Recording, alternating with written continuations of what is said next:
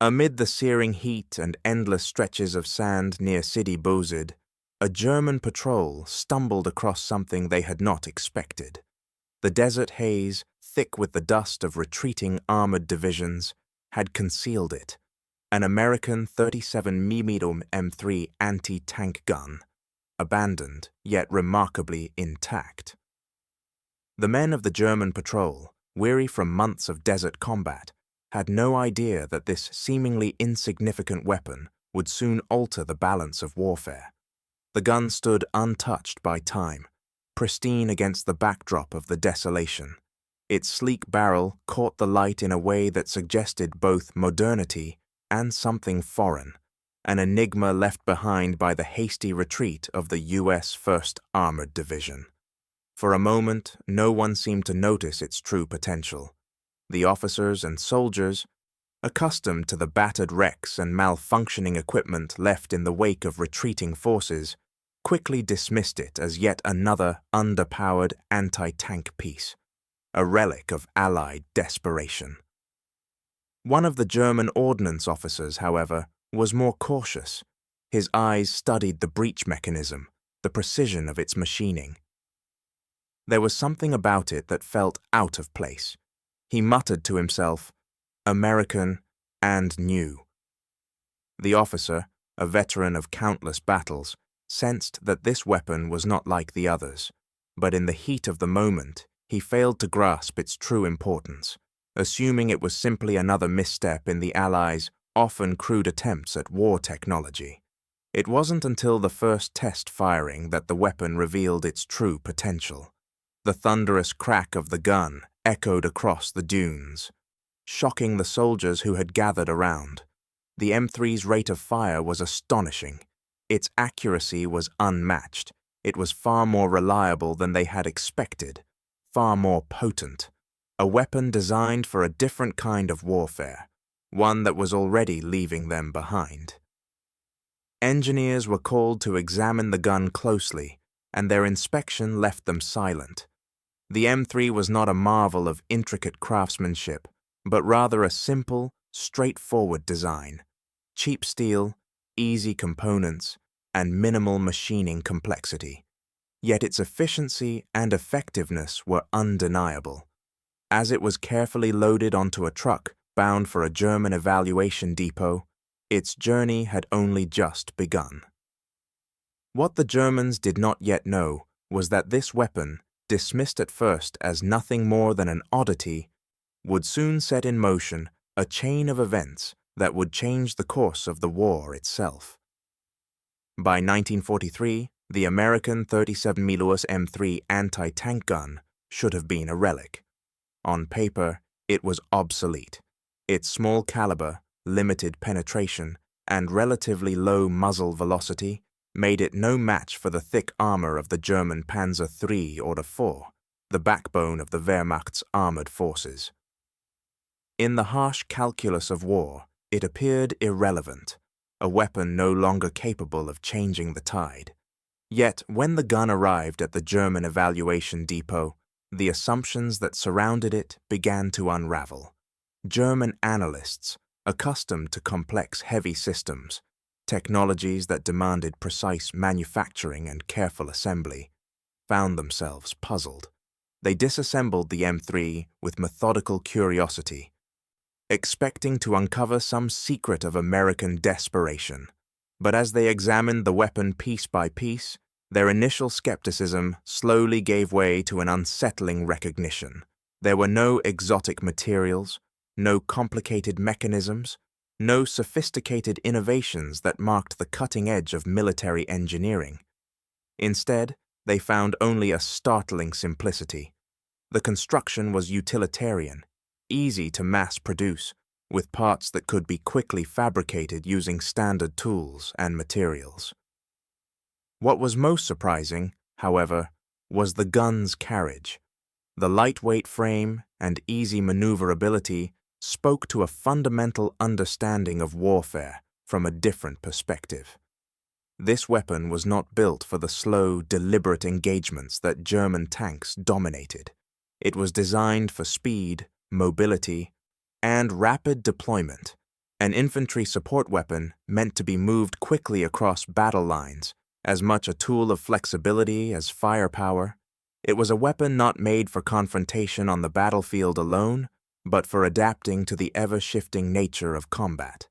As the engineers studied it further, the implications of the M3's design began to sink in. One report, scrawled with a sense of disbelief, compared the American gun to the German infantry guns, which required far more materials, time, and effort to produce. "This is how the Americans build fast," one engineer wrote in the margins, his words betraying a quiet awe.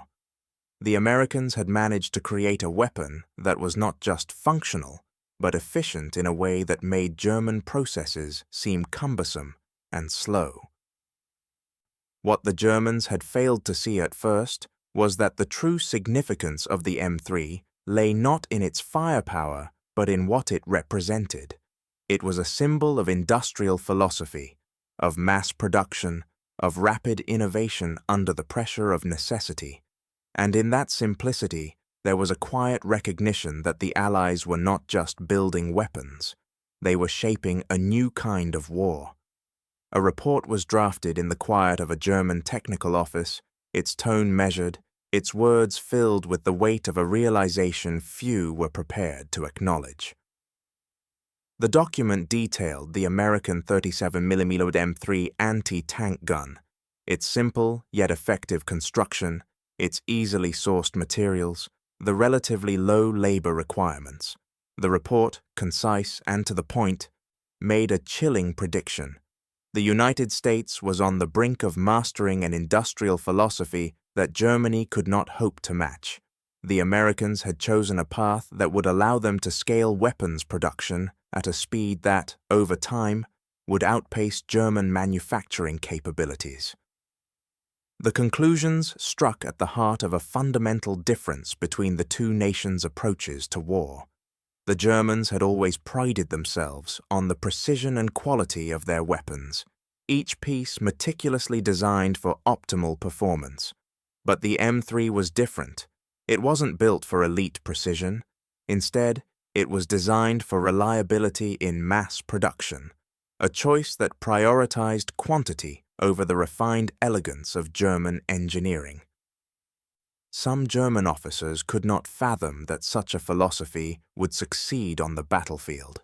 Surely, they reasoned, a weapon that prioritized speed and ease of production could not match the firepower and sophistication of their own systems. But others saw something else. In a war that was stretching out across years with no end in sight, the ability to produce weapons quickly, consistently, might prove to be an advantage far greater than any single tank or gun. Manufacturing speed, they realized, could become a weapon of its own.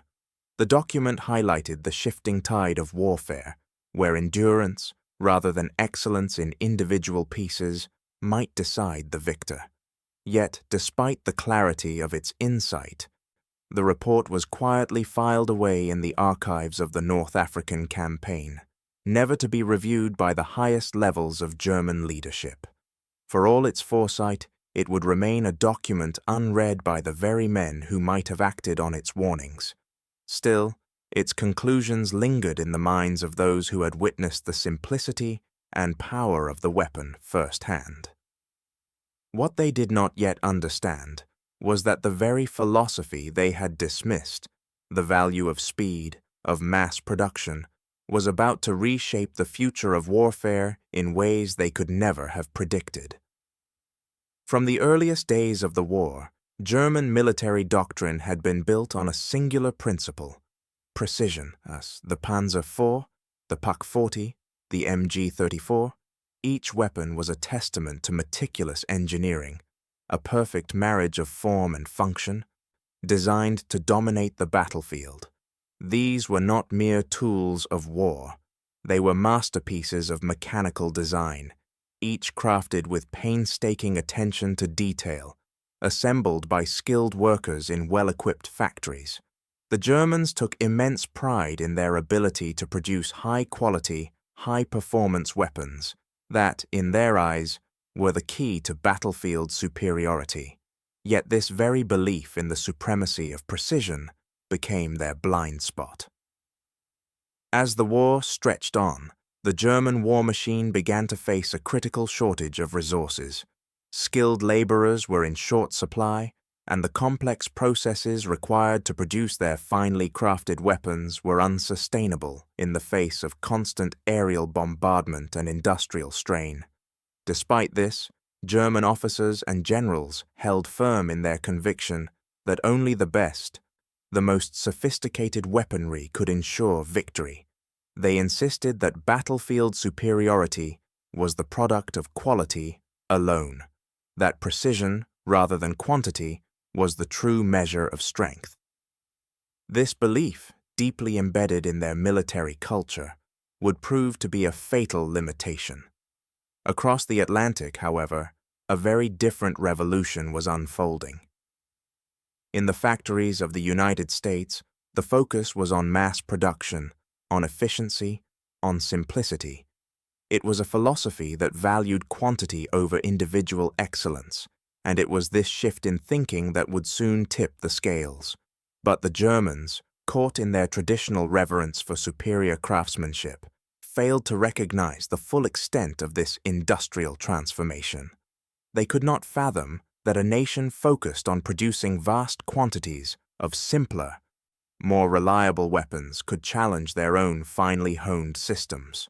To them, the idea that the Americans could build weapons quickly and in vast numbers was laughable, and when they encountered the captured 37mm M3 anti-tank gun, their dismissive attitude only deepened. The M3, to the German mind, was the epitome of American inferiority. It was a symbol of everything they believed to be wrong with Allied military strategy: simple, crude, and lacking the elegance of German design. The Afrika Korps, who first encountered it in the heat of battle, echoed this sentiment. "The Americans build toys," one officer remarked, reflecting the widespread disdain for the weapon's design. In their view, the M3 was a cheap, ineffective imitation, incapable of matching the firepower and sophistication of their own guns. But as the campaign in Tunisia ground on toward disaster, cracks began to form in the German confidence. The Panzer IVs and Pak 40s, those proud symbols of German engineering, were struggling in the face of a new kind of warfare, one that emphasized numbers, mobility, and relentless production. It wasn't just the 37mm M3 that posed a problem. It was the American industrial juggernaut that could churn out thousands more weapons, faster than the Germans could replace their damaged and worn-out equipment. As the North African campaign reached its bitter conclusion, the Germans began to question the very philosophy that had once seemed infallible. What they didn't yet realize was that the weapon they had dismissed as inferior was merely a glimpse of the new kind of war they had failed to prepare for. They had believed that precision would win the day, but the reality of the conflict was far more brutal, and it was a war that favored endurance, mass production, and relentless adaptability. As the war unfolded, German intelligence began to intercept reports that would shake their understanding of the conflict's balance. The most alarming of these reports came not from the front lines, but from the factory floors of the United States. For the first time, photographs surfaced, showing assembly lines brimming with artillery and equipment, thousands of breech blocks, stacked neatly like farm tools, lined up as if waiting for their turn to be part of something far greater. The scale of production was unlike anything the Germans had ever encountered. Each image was a stark contrast to the quiet, meticulous pace of German machine shops. In those factories, precision had always been the watchword, each part handcrafted with care, a process that was slow but deliberate. The Americans, however, had found a way to transcend the limitations of that careful craftsmanship. They had learned to mass produce. German analysts, trained to think in terms of quality and superiority, could not immediately grasp the full implications of what they were seeing. But as the scale of American production became undeniable, the calculations began to change. Reports surfaced that, given the American capacity to manufacture weapons at an almost unprecedented rate, U.S. output could soon overwhelm German anti-tank resources. Within a year, perhaps less. The numbers were sobering. The Germans could not match the volume of weapons that the Americans were building. And in this grim arithmetic, the advantage, once so firmly in German hands, was beginning to slip away. Despite the mounting evidence, skepticism persisted within the German ranks. The belief that quality would always triumph over quantity was deeply ingrained. How could a mass-produced, simplistic weapon, like the 37mm Montredi, possibly compete with the finely crafted, powerful designs of German engineering? The skeptics held firm. Quantity could never replace the edge provided by superior craftsmanship. But the math, as grim as it was, refused to be ignored. The German military had always prided itself on its intricate and well-engineered systems, but they had underestimated something far more subtle: the Americans' ability to produce not just more, but faster. What began as a minor weapon, trivial in power and significance, was now becoming a symbol of something much larger. The 37mm M3A was more than just an anti-tank gun. It was a harbinger of an industrial storm, a warning that the flood of American material, once dismissed as inferior, was coming. It was not just the gun, but the ideology behind it, the unyielding commitment to mass production that threatened to shift the course of the war. Still, even as the realization began to spread, few could comprehend the magnitude of the Industrial Revolution unfolding across the Atlantic. The idea that the Americans could sustain such a pace of production, let alone maintain it through the long years of war, seemed unimaginable. But the evidence was mounting. The first cracks had appeared in the facade of German superiority, and now, in the factories of America, the machinery of war was grinding forward at a pace the Germans simply could not match. In the heart of Berlin, military strategists began to ask themselves the unthinkable: what would happen when the flood of American weapons reached the European and North African fronts? How could they contend with a force built on mass, speed, and industrial might? In the quiet hum of a Detroit assembly line, another piece of the puzzle was being constructed, and the world was about to change. In the spring of 1943, the landscape of North Africa shifted irrevocably. Tunisia, long a battleground between Axis and Allied forces, collapsed under the combined weight of British, French, and American pressure. The Germans, entrenched in their belief that battlefield success was born from precision and elite equipment, found themselves unable to withstand the relentless tide of Allied strategy. Their position had become untenable. The vast expanse of the Tunisian front was not only a place of fierce combat, it was a reminder of how fragile their grip had become. What the Germans had failed to account for was not just Allied tactics, but the overwhelming logistical density that fueled their operations. The contrast between the German and American war efforts was stark. U.S. units, accustomed to the rapid pace of industrial warfare, could replace destroyed guns in mere hours. For the Germans, it was a different story. They faced delays that stretched for weeks, their supply chains strained by bombed infrastructure, lack of manpower, and the demands of a war fought on multiple fronts. This disparity became painfully apparent as captured supply dumps were discovered across Tunisia, revealing mountains of American weapons. The simplicity and ruggedness of these arms were unmistakable. Easy to produce, easy to repair, and crucially, easy to replace. They were not fine-tuned machines of war, but instead a flood of reliable, functional tools designed for survival in a prolonged conflict.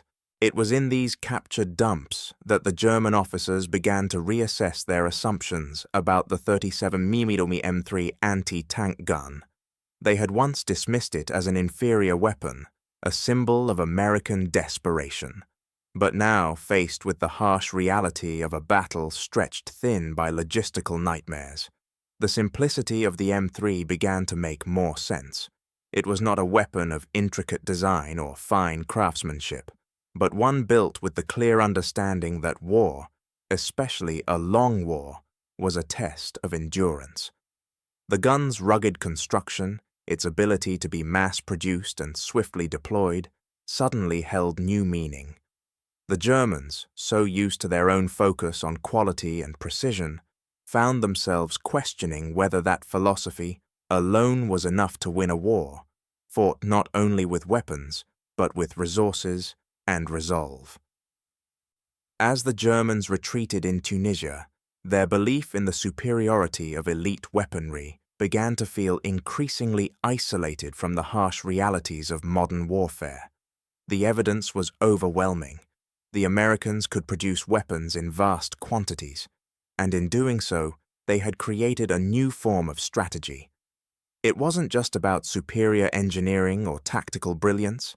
It was about the ability to sustain the war machine indefinitely, to keep replacing, replenishing, and expanding faster than the enemy could adapt. The Germans were beginning to realize, too late, that the true power of the Allies lay not just in the weapons they wielded, but in their capacity to make those weapons in a relentless, unyielding flow. In the aftermath of Tunisia's fall, one thing became clear: the industrial scale of the American war effort had transformed the nature of conflict itself. The Germans had been bested by a form of warfare they had failed to understand, one rooted in mass production, in the unrelenting pace of industrial might. But as the retreating German forces looked back at the wreckage of Tunisia, they could not yet comprehend the far-reaching implications of what was unfolding on a factory floor thousands of miles away. In the aftermath of Tunisia, the full scope of Germany's predicament began to crystallize. The retreating forces had faced an enemy that was not only well-equipped, but more importantly, able to replace its losses with alarming speed. The German command, shaken by the failure of their once untouchable doctrine of precision and quality, realized that the war ahead would demand more than elite weapons. It would require vast quantities of reliable infantry support weapons, tools that could be mass-produced quickly and effectively, capable of standing against an enemy whose industrial output was threatening to overwhelm them. The 37mm M3, with its simple construction and robust design, had inadvertently pointed the way forward. The weapon itself was inadequate for the German needs, too small, too underpowered, but its industrial logic was undeniable. Here was a weapon built not for perfection, but for availability, not for elite combat, but for a relentless, sustained conflict. The M3's lightweight carriage, its ability to be assembled in large numbers by semi-skilled labor, was a lesson that German engineers could not ignore. It was not the weapon itself that they sought to replicate, but rather its philosophy, the ability to create vast quantities of arms without relying on a highly trained workforce or advanced manufacturing techniques. The focus initially was on artillery, but as the need for mass production became clearer, the attention quickly shifted to small arms. The German infantry was becoming increasingly outmatched in firepower, and the time had come to address this imbalance. The solution, they realized, would not be found in refining the weapons of the past. Instead, it would lie in creating something entirely new, an infantry weapon cheap enough and simple enough to be mass-produced, but effective enough to be an equalizer on the battlefield. They needed a weapon that could equip every squad, not just the elite units, and it had to be built quickly. Thus began the early discussions that would eventually lead to the development of the Sturmgewehr, the assault rifle, a new class of weapon that would change the face of infantry combat. But this story, while monumental, would not begin with the iconic rifle itself. It would begin with a less glamorous, though equally significant predecessor, the MP-40. The MP-40 was already in service, a submachine gun that had become a symbol of the German infantry's power at close range. But it was insufficient in the face of the changing dynamics of the war. It needed to evolve. The idea for a weapon that could deliver more firepower, more versatility, and could be manufactured quickly took root. It was clear that future battles would not be won by slow, carefully crafted artillery alone. The battlefield of tomorrow required a new kind of weapon, something that could be mass-produced to keep pace with the escalating demands of a long, grueling conflict. But as the Germans moved forward with their designs, they did not yet understand that their efforts to match the industrial might of the Allies would have consequences beyond just the battlefield. As discussions on the MP-40's evolution began, whispers of something more ambitious started to circulate among the engineers.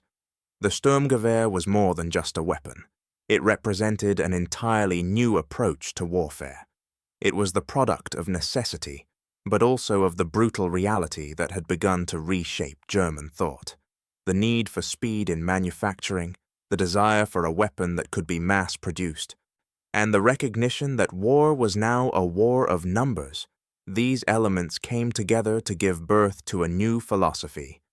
The Sturmgewehr was not just a weapon, it was the embodiment of a new approach to industrial warfare, one that would forever alter the nature of combat.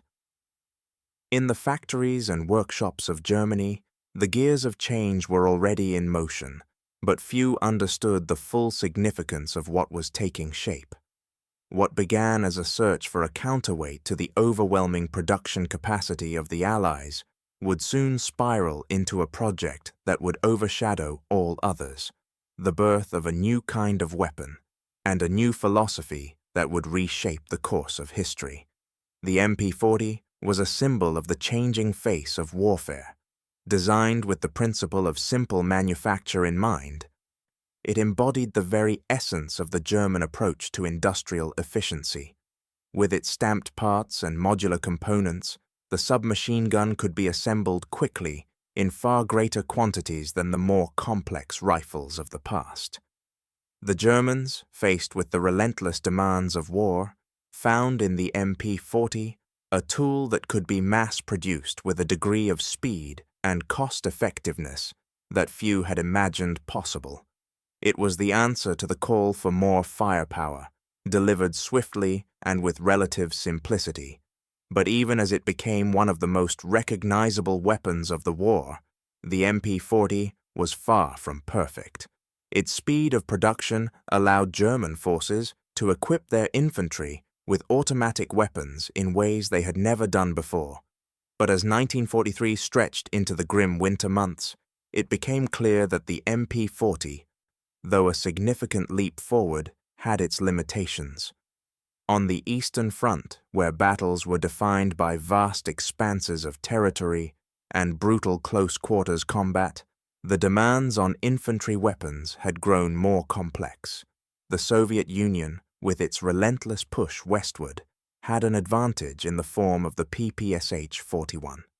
The Soviet submachine gun, firing a much more powerful cartridge, could unleash a torrent of fire that overwhelmed German lines with sheer volume. The MP-40, while effective in close combat, was no match for the rapid, indiscriminate firepower of the Soviet weapon. Reports from the front lines painted a grim picture. Soviet infantry, armed with the PPSH-41, were able to rain down automatic bursts with far more control and potency than the Germans could muster. The sight of Soviet forces advancing, their submachine guns barking relentlessly as they tore through German positions, began to erode the once unshakable belief in the superiority of German craftsmanship. German officers, recalling the lessons learned from their encounter with the 37mm M3, began to question the very nature of their strategy.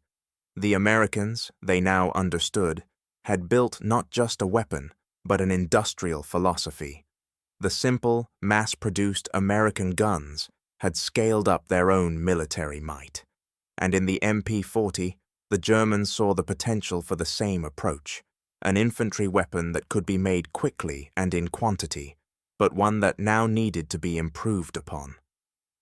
As the situation on the Eastern Front grew increasingly dire, the need for a weapon that could combine the mass production of the MP-40 with more power and flexibility became all too apparent.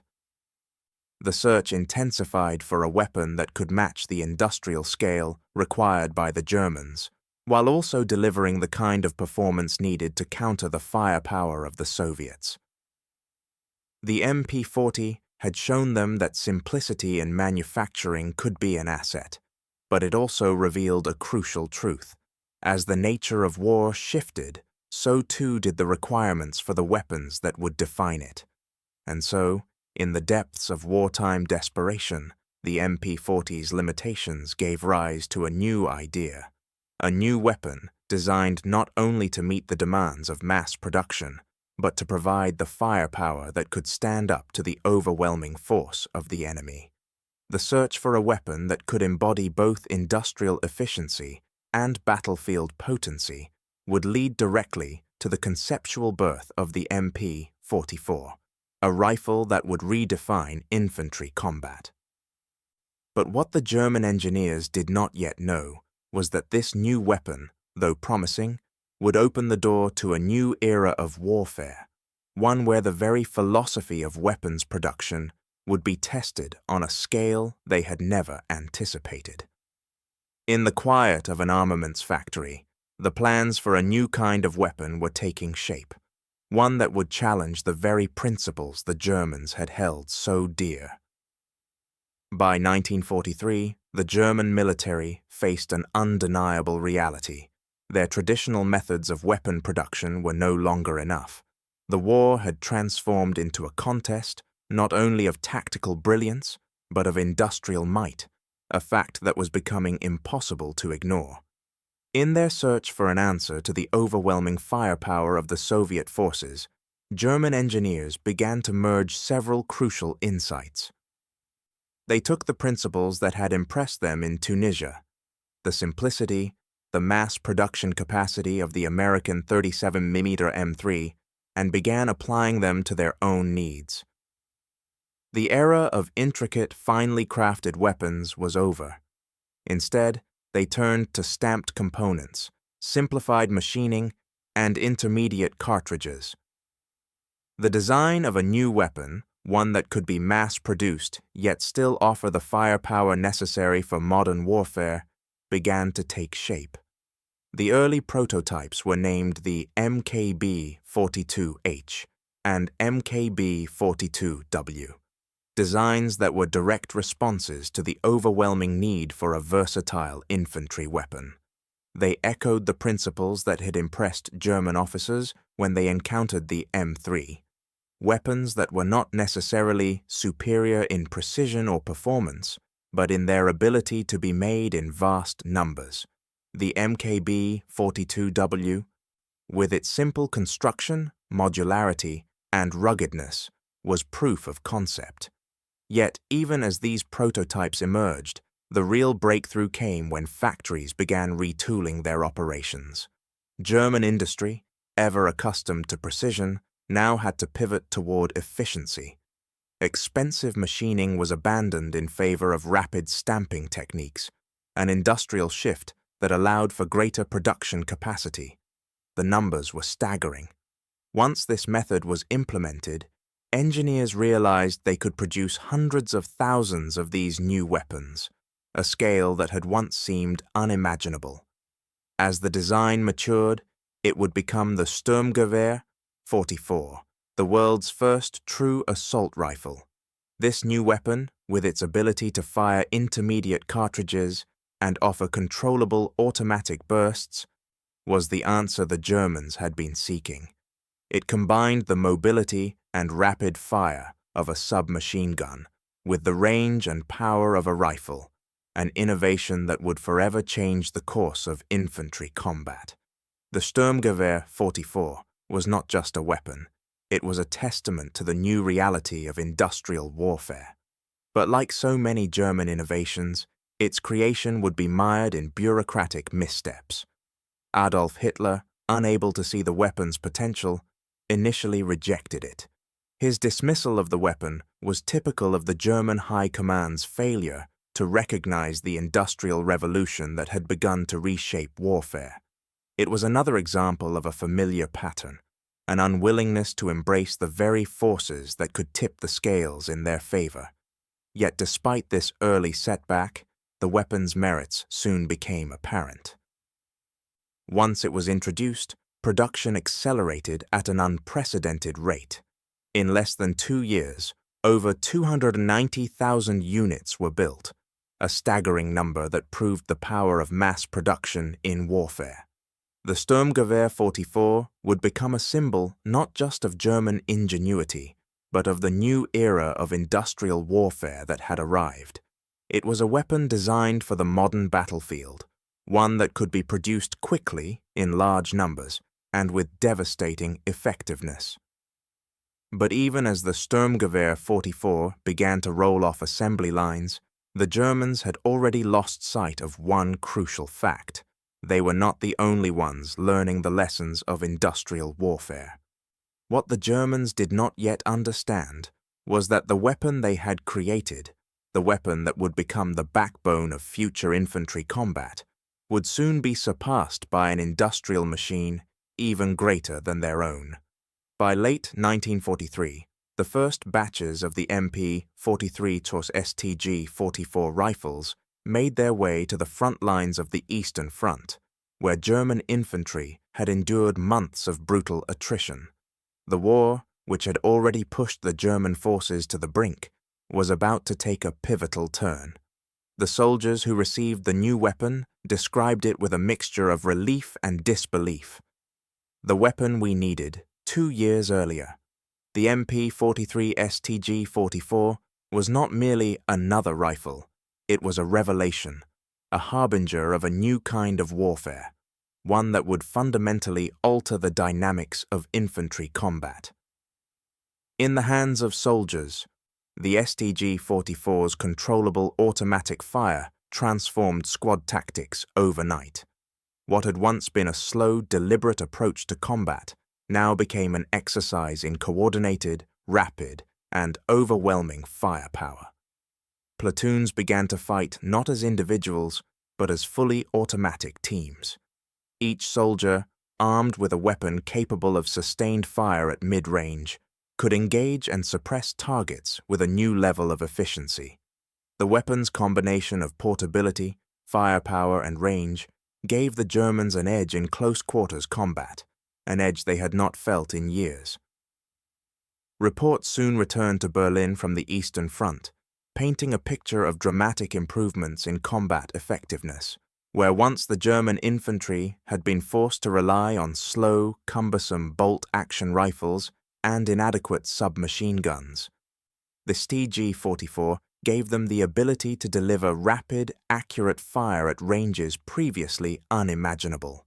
The rifle's ability to maintain control during automatic bursts allowed soldiers to hold the line with a fire rate that was once reserved for specialized units. Now, every soldier could become a formidable force, armed with a weapon capable of countering the massed infantry and armored formations of the Soviet Red Army. As the new rifle began to spread across the battlefield, Soviet forces quickly took notice. Captured STG-44s were subjected to immediate tests, and the results were telling. The Soviets, long accustomed to overwhelming firepower, saw the potential of this new weapon. They recognized that the Germans had made a breakthrough in infantry weaponry, one that could challenge their own strategic thinking. The STG-44 offered something that was previously unavailable, a weapon that could perform both as a close-quarters tool and as a force capable of holding off an assault at mid-range. In many ways, it was a revolution that had arrived too late.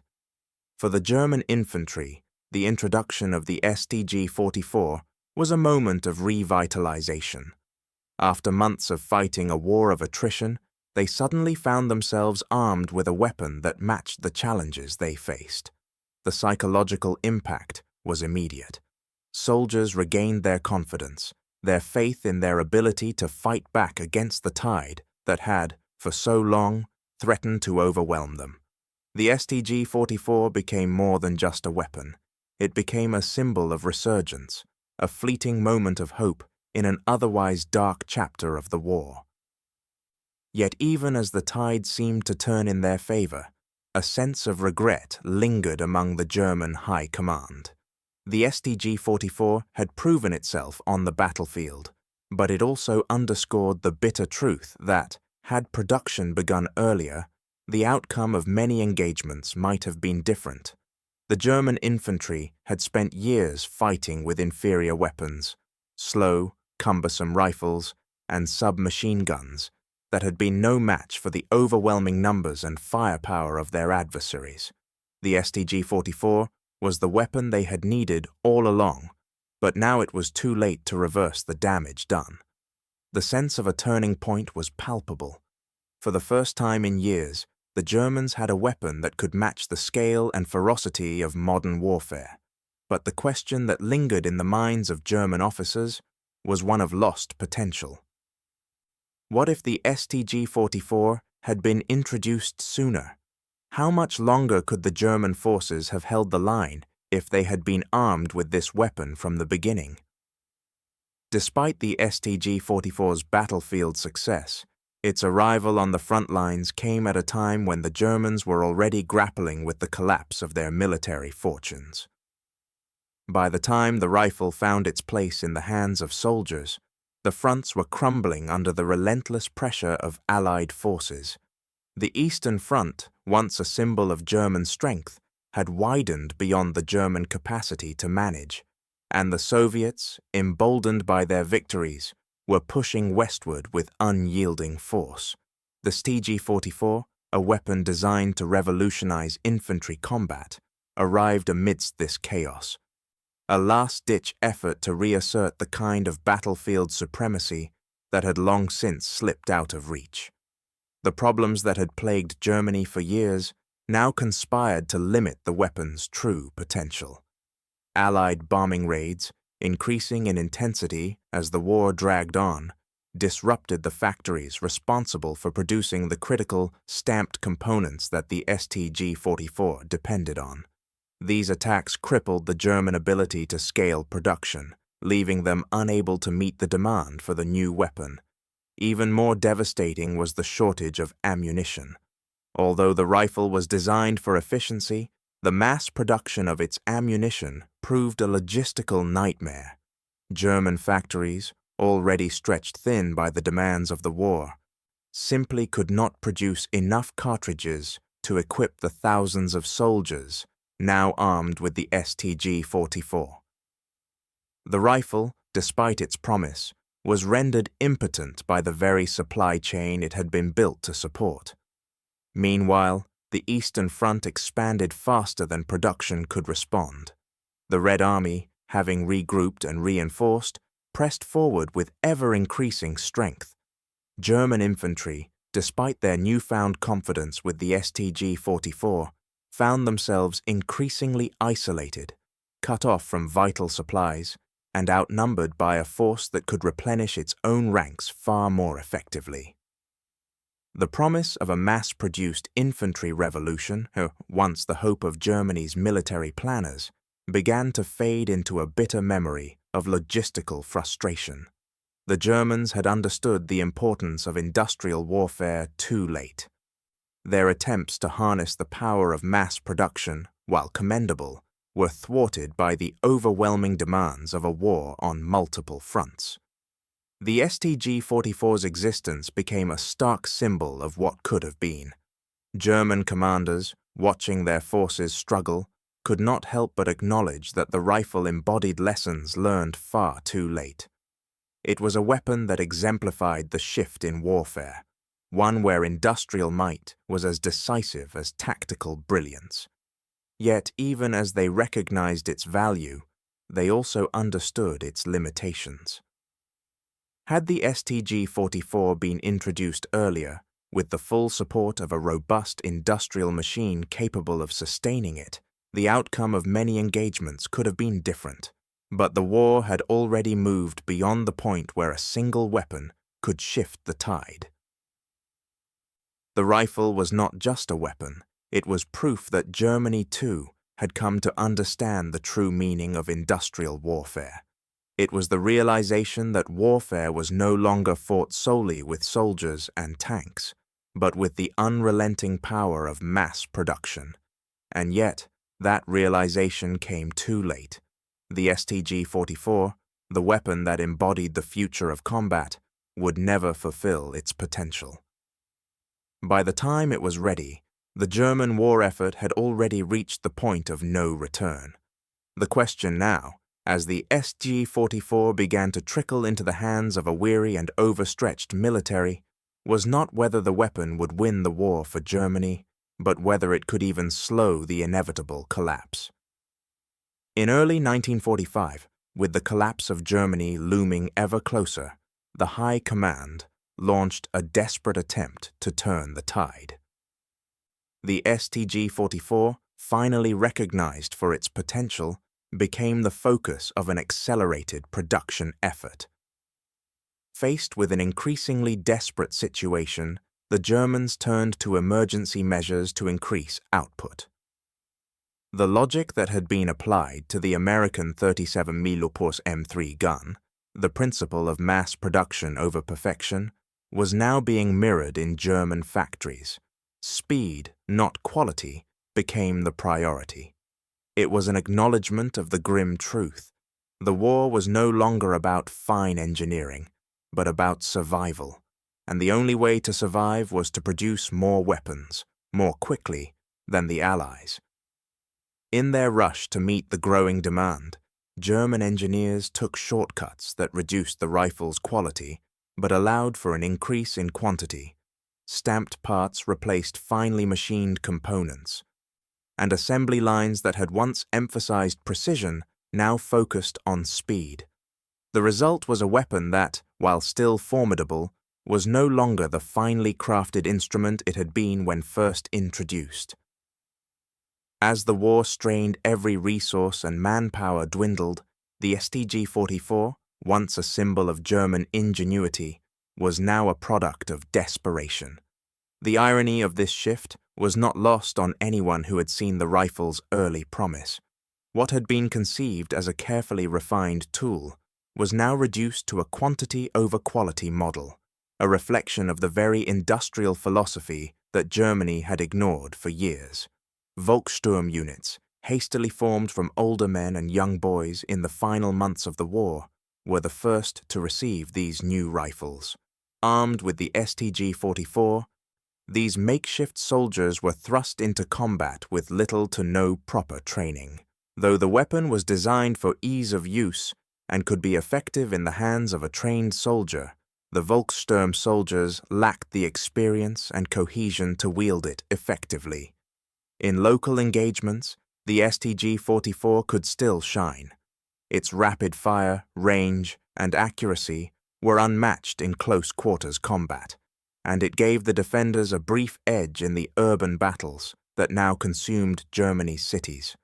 However, no matter how effective the rifle was in individual skirmishes, it could not alter the larger strategic collapse unfolding across the country. The deepening irony of the STG-44's story was that it represented everything Germany had needed in 1942, at the height of their power. It was a weapon designed for industrial mass production, a rifle that could provide infantry with a modern, versatile tool capable of addressing the challenges of a rapidly evolving war. Had it been introduced earlier, it might have made a difference on the battlefield, providing German infantry with the firepower they lacked. But in 1945, as the Allies pressed on all fronts, the turning point had long passed. The war had outpaced the STG-44, and the weapon that might have helped Germany defend itself was now little more than a final, desperate attempt to hold on to a dying hope. What had once been a brilliant idea, forged out of necessity and innovation, was now a tragic reminder of missed opportunities. Germany had finally understood the value of industrial warfare, but by the time they acted, it was too late. The StG-44, like so many German innovations, was a moment of clarity in a time of hopelessness. It was a lesson learned too late to be of any use, a weapon that arrived when the war was already lost. As the war ground to its inevitable conclusion, one question lingered. Could the world's first true assault rifle have made a difference if it had arrived just a few years earlier? Would the course of the war have shifted if Germany had embraced industrial efficiency earlier in the conflict? In the aftermath of the war, as Europe lay in ruins, Allied analysts turned their attention to the German innovations that had once posed such a formidable challenge. Among the most scrutinized of these was the StG-44, the world's first true assault rifle, and the manufacturing methods that had brought it into existence. The rifle's impressive design, coupled with its potential to reshape infantry combat, had captured the Allied imagination during the conflict. But in peacetime, it was the weapon's industrial origins that drew the most attention. Analysts observed not only the rifle itself, but the industrial philosophy that had underpinned its production. They quickly recognized a connection to the American model of artillery manufacturing, a system built not on perfection, but on scale and speed. The Germans, in their desperate final years, had attempted to emulate this mass production logic, a move born out of necessity, not choice. It was a remarkable moment, one that revealed a surprising humility in German engineering, as it bent under the weight of industrial limits and the overwhelming demands of a losing war. Historians soon noted that this shift was more than a response to dwindling resources or Allied superiority. It was, in fact, a rare instance where German engineering, long held in the highest esteem for its precision and craftsmanship, humbled itself before the reality of wartime necessity. The need for speed, quantity, and cost-effectiveness had outweighed the traditional emphasis on perfection and complexity. Germany's struggle to match the Allies in this new arena of industrial warfare was one of the most profound aspects of the conflict, and it revealed a truth that had often been overlooked. Germany did not lose because it lacked superior weapons, but because it could not keep pace with the industrial might that the Allies had harnessed, and that the United States had perfected. The StG-44, despite its brilliance, was an illustration of how far Germany had fallen behind. The analysis went deeper still. The 37mm M3 anti-tank gun, often regarded by the Germans as an inferior and crude weapon, emerged as a quiet symbol of this industrial revelation. In the face of its simplicity and mass production, it embodied the concept the Germans had failed to understand until it was too late, that industrial capacity could become as important as technical superiority. The American commitment to mass-producing weapons, speed over precision, had been a decisive factor in the conflict.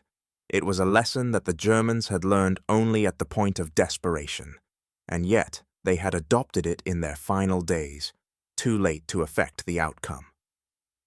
In the same way the StG-44 had been born out of a recognition of industrial logic, so too did the 37mm gun, a simple yet effective weapon, highlight the broader industrial shift that would define the post-war era.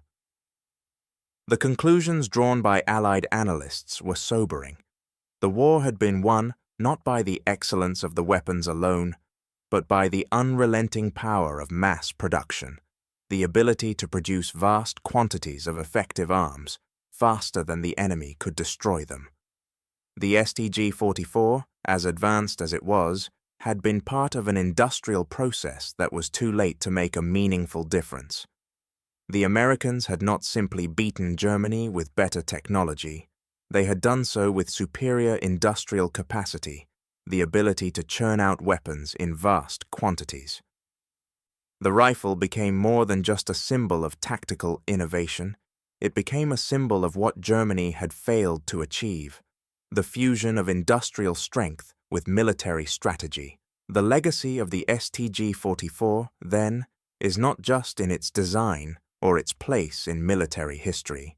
It is in the realization that, in the end, it was not the quality of weapons that determined the outcome of the war, but the capacity to produce them. All major post-war infantry rifles, whether American, Soviet, or Western European, traced their lineage, in one way or another, back to this moment in history.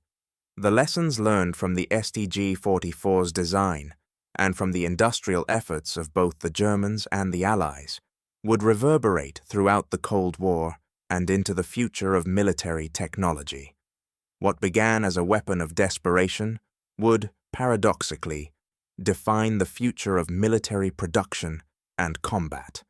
The STG-44, though a weapon of final desperation in the waning days of the war, would leave a legacy far more enduring than its late arrival on the battlefield suggested.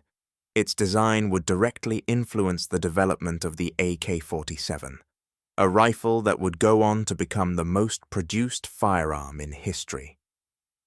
The STG-44's principles, its use of stamped receivers, intermediate cartridges, and the ability to fire controlled bursts, would be adopted, refined, and replicated in ways that no one could have predicted at the time. In the decades following the war, the rifle's influence would extend far beyond the boundaries of Germany and the Soviet Union. These concepts, born out of wartime necessity, would spread globally, shaping the weapons of nations for generations. What the Germans had learned in their final years of the war, the critical importance of industrial scalability over the precision of elite craftsmanship, did not go unnoticed. NATO, in its post-war analyses, began to recognize that the future of warfare lay not in creating the most intricate, refined weapons, but in the ability to produce vast quantities of effective arms quickly and efficiently. The lessons about mass production and simplicity that had been demonstrated by the Americans in Tunisia and then reluctantly adopted by Germany became central to military doctrine around the world. It was a profound shift. Warfare was no longer about the few exceptional pieces of equipment, but about the many reliable tools that could sustain a conflict over time. The STG-44, as a weapon born out of this understanding, would indirectly help reshape military strategy worldwide, even as the world moved into the Cold War. Yet, despite the far-reaching impact of the STG-44, its significance was eventually forgotten by most. The rifle, once a symbol of German ingenuity and desperation, was relegated to the back corners of military archives. For many, it became just another historical artifact, part of a past that was no longer relevant. Captured and stored away, its story faded into obscurity, its lessons largely unrecognized by the public and by the generations of soldiers who would follow. Still, even in its quiet dormancy, the STG-44 stood as a silent testament to the unseen decisions and shifting philosophies that shaped modern warfare. The rifle's influence had rippled outward, touching the designs of countless future weapons. But its true significance lay not in its design or its immediate military application, but in the philosophy it revealed. This philosophy, one that embraced mass production, industrial efficiency, and simplicity over refinement, had quietly reshaped the way the world approached warfare. The CG-44 had not only been a weapon of war, it had been a beacon of change, illuminating the path for the future of infantry combat. In the end, its legacy was not about the rifle itself, but about the fundamental shift in thinking that it represented.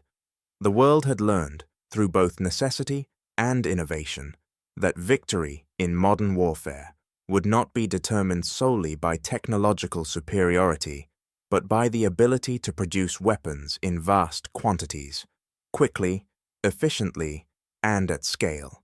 What, then, is the true legacy of the STG-44? It was not a rifle that changed the world overnight, but the catalyst for an industrial philosophy that would influence all who followed. Its impact would be felt in every corner of the globe, from the jungles of Southeast Asia to the cold, windswept plains of Eastern Europe. The STG-44 had, in its brief moment of relevance, demonstrated what the future of war would look like. A future where weapons were not just tools of combat, but products of industrial might. In the vast silence of the Tunisian desert, the abandoned American 37mm gun rests, half buried in the sands, a forgotten relic of a battle long past.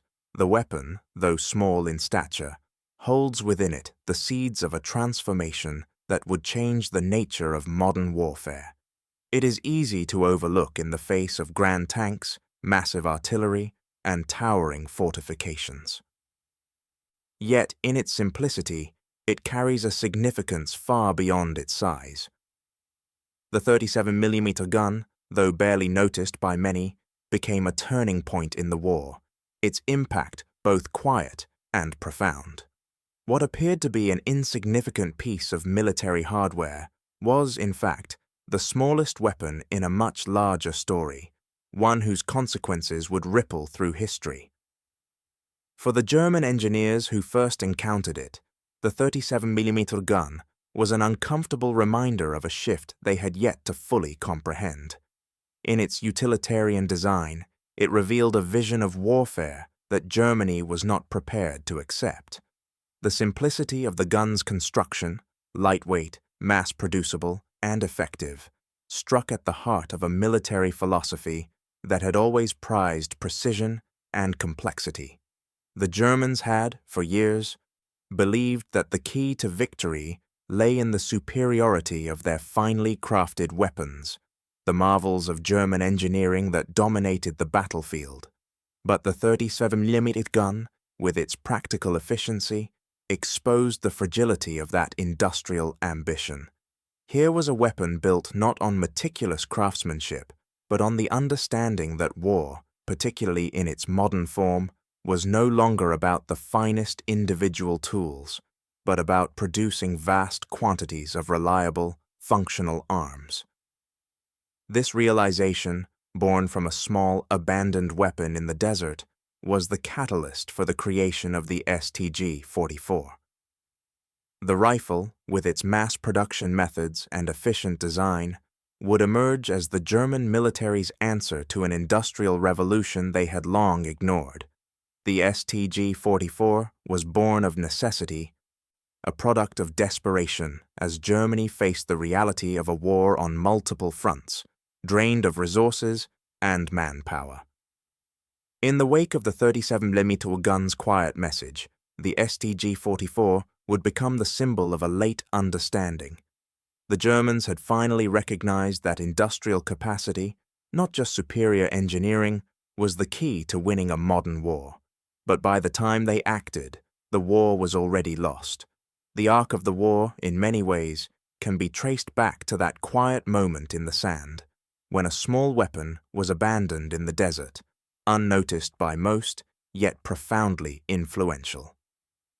The Germans, who once dismissed the M3's simplicity, would go on to produce 290,000 rifles in the same industrial spirit, creating a weapon that, although formidable, arrived too late to change the course of history. That single weapon, small and unassuming in the vast expanse of the Tunisian landscape, had shown them the future of warfare. But by the time the lessons had been learned, the momentum of the war had already swept beyond their reach. The 37mm gun, in its simplicity, had become the reminder that Germany had missed the most crucial lesson of modern warfare, the power of industrial scale. As the war raged on, Germany found itself caught in a race it could no longer win, where efficiency, speed, and sheer numbers had become as important as technical perfection. And as the sands of Tunisia shifted, the echoes of that lesson would continue to resonate through the post-war world, shaping a new era of military production and strategy, one that would ultimately leave the ghosts of past battles far behind.